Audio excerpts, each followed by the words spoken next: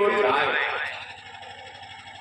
और उसी समय इसने निर्णय लिया कि सब लोग तो एक किनारे खड़े हैं सिलेक्शन कमेटी को घेर कर, लेकिन मैं खड़ा रहने के बजाय मैं इस मैदान का चक्कर लगाऊंगा। और ट्रैक पर वो खिलाड़ी चक्कर लगाने लगा। 2-3 चक्कर लगाते ही और किसी का ध्यान तो नहीं गया, लेकिन सिलेक्शन कमेटी के चेयरमैन सर का ध्यान चला गया। उन्होंने अपने सहयोगी से कहा, जरा इस बच्चे को बुलाओ तो ये जो ट्रैक पर चक्कर लगा रहा है। इनको आश्चर्य हुआ कि हजारों खिलाड़ी हमको घेर के खड़े हैं और ये एक नौजवान ट्रैक पर दौड़ रहा। बुला के लाया गया। अब और मजेदार दृश्य प्रारंभ होता है। उस खिलाड़ी से पूछा कि तुम कौन हो भाई? तो उसने जो उत्तर दिया वो मजेदार था। उस खिलाड़ी का उत्तर था कि मैं दुनिया का सबसे तेज गेंदबाज हूं, फास्टेस्ट बॉलर। आप सोच के देखिए, आप में से किसी को मंच पर बैठे हुए अतिथियों में से कोई बुलावे, आपका परिचय पूछे और आप हिम्मत के साथ बोल सकें कि मैं विश्व का सबसे तेज धावक हूं या धाविका हूं, कैसा लगेगा?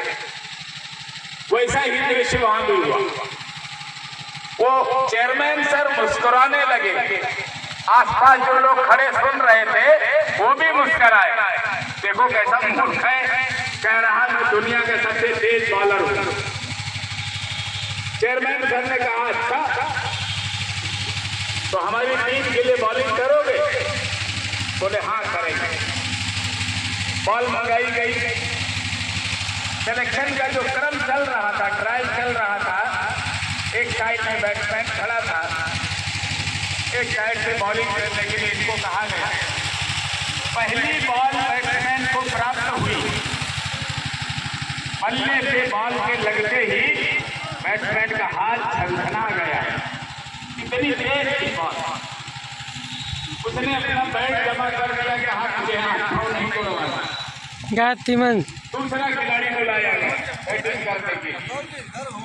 दूसरे का भी यही हाल हुआ।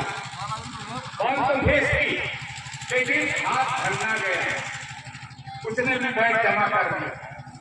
तब चेयरमैन सर ने उस खिलाड़ी को बुलाया, पूरा परिचय पूछा, तुम कहाँ अभ्यास करते हो ये समझने का प्रयास किया और फिर उसके चयन की प्रक्रिया प्रारंभ की, जिसके माध्यम से एक दिन वो टीम का, राष्ट्रीय टीम का अंग बन गया। अब बारी क्रमशः उसके प्रदर्शन की। अपने देश में प्रदर्शन किया तो बाहर जाने के लिए नाम प्रस्तावित हो गया। विश्व के अनेक देशों में उस खिलाड़ी ने अपनी बॉलिंग का रुतबा ऐसा जमाया कि बड़े बड़े खिलाड़ी भगवान से कामना करते थे कि इसकी बॉलिंग हमारे सामने ना हो। मैं आज के मैच में इस खिलाड़ी की बॉलिंग से बच सकूं, ऐसा भगवान से कामना करते थे। इतनी तेज बॉलिंग करता था ये खिलाड़ी। और एक दिन सच में जैसा अपने चेयरमैन को इसने कहा था कि मैं दुनिया का सबसे तेज बॉलर हूं, यही बात विश्व रिकॉर्ड में दर्ज हुई और पूरे विश्व में सबसे तेज बॉलर के रूप में वो बच्चा आया जिसको जन्म होते समय डॉक्टर ने कहा था ये बच्चा जीवित नहीं बचेगा, बच गया तो जीवन भर खड़ा नहीं हो सकेगा। सारी विसंगतियों के बाद भी उस खिलाड़ी ने अपने संकल्प और अपने प्रयत्न दो के बल पर अभ्यास में निरंतरता रखी और अंततः सफलता प्राप्त की। उस खिलाड़ी ने अंत में अपने जीवन के उत्तरार्ध में पूरे विश्व में रावलपिंडी एक्सप्रेस के नाम से ख्याति प्राप्त की। सब उसको देखते ही कहते थे, देखो आ गया रावलपिंडी एक्सप्रेस। आपके मन में जिज्ञासा उठ रही होगी उसका नाम क्या था। तो नाम की जानने की इच्छा जिनके जिनके मन में हो, कार्यक्रम पूर्ण होने के बाद मंच के पास मिलिएगा, मैं नाम बताऊंगा, ठीक है? अन्यथा आप अपने YouTube पर खोज सकेंगे, आपको नाम मिल जाएगा। बिल्कुल सच्ची घटना है, मैंने थोड़ा कम विशेषताएं बताई हैं। आपके सुख को देखकर मुझे भी ईर्ष्या हो रही है।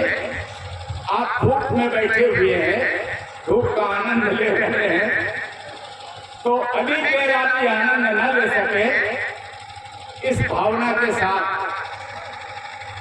यहाँ बैठे हुए संपूर्ण इस अभिभावक समुदाय से जो मंच पर विराजमान हमारे सभी बुजुर्ग, सभी वरिष्ठ जन, इनसे मेरा निवेदन है कि एकल अभियान ने ये जो संकल्प किया है और ये जो प्रयास प्रारंभ किया है,